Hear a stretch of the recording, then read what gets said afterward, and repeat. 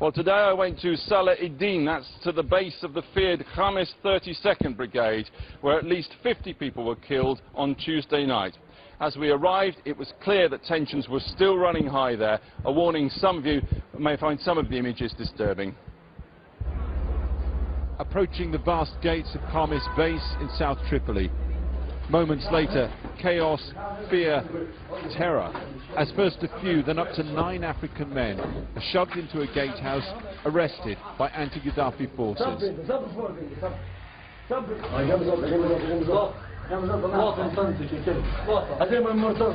These are Gaddafi fighters. Gaddafi fighters. They're terrified, sweating, praying, some are crying. They're convinced they're going to be shot. They keep whispering to us, stay here with us, stay here, please. Celebratory gunfire increases their terror. Because we are innocent. We are scared. We are scared. Listen, we're going to stay here because whilst we're here, they're not going to do anything to these guys. These 9 men insist they're just 9 young men from Nigeria who are trying to get through Africa to Italy for a better life. At this point, the fighters' story that they were found with weapons seems suddenly to evaporate. They're let out. If they see the women, it's okay. That's how we get out of this. A decision to try and film their women nearby to prove they're not Colonel Gaddafi's mercenaries ends it all. They can cool off and go, but what if we hadn't been there? This is a bad time to be a black man in Libya. While lying in hospital beds being treated for injuries, dozens of men were shot dead in this hospital in what can only be described as an execution. Inside, it's filthy and littered with decomposing bodies, too gruesome to show. The hospital in Abu Salim was abandoned when fighting in the district of Tripoli escalated. This man is wearing a gas mask because the smell is unbearable.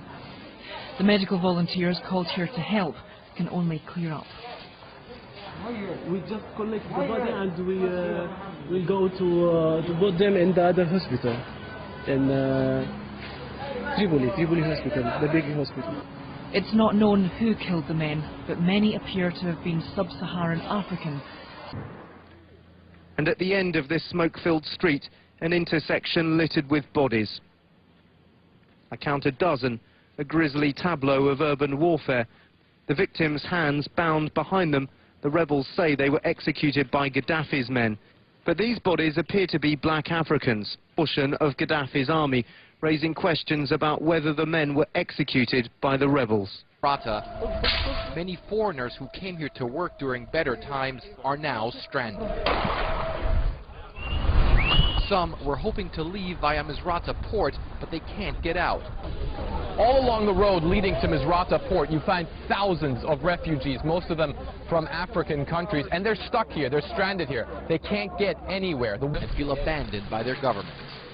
Want to go to Ghana simply because anybody will not be comfortable to when he's here gunshot and shouting all over the city that we want people are dying. We are not comfortable. We want to leave. So we need help from UN.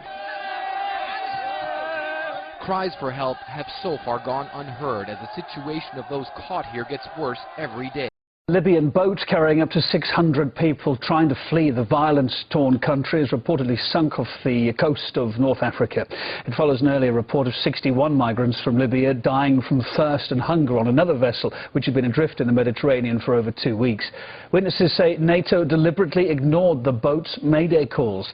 Former Belgian MP Lode van Oost, who's been outspoken on the treatment of refugees, says it shows willful negligence. These kind of events sound hardly surprising to me. You're talking about the most sophisticated technological arm in the world, and they would not be capable of finding some boats at sea while they have operations chasing pirates on the coast of Somalia, where they can spot one simple tank. in a city, and they could not do that, I hardly doubt it. So without getting into the details of these specific events, this hardly does surprise me, but it's only logical. Humanitarian concerns are not on the agenda of NATO. As far as I can tell, that these people flee the regimes that we have kept in place in the first place is only a human reaction to a desperate situation, and by bombing these countries is not going to help. On the contrary, what we could do is help Tunisia and help Egypt, the democratic movements there. Now that would send a clear signal to the revolts in other countries, but that is precisely not what we're doing. What we're doing is we're very fast with our armies, but when it comes to rescue people, it tells me so slow. It's not some law of nature there. This is willing politics that puts this our priorities and not the people that are sinking on boats in the Mediterranean. So now we have the reports that all over Libya they're murdering black people. Now Libya's always had black people in it. It's North Africa, but it's been predominantly Arab. Even going back to the slave trade, one of the big countries selling slaves there in Tripoli to the merchant ships that came in to the capital city of Tripoli, going back thousands of years. And so there's always been a racist tinge, especially in the east of Libya, against black Libyans. And it was a lot of black Libyans that were part of the military of Kadahfi. And so blacks are being taken out of their houses with no proof, being lined up and shot, and they're in big giant piles all over Libya. And there's not a word out of the, quote, liberal pro-war media. So very, very serious situation.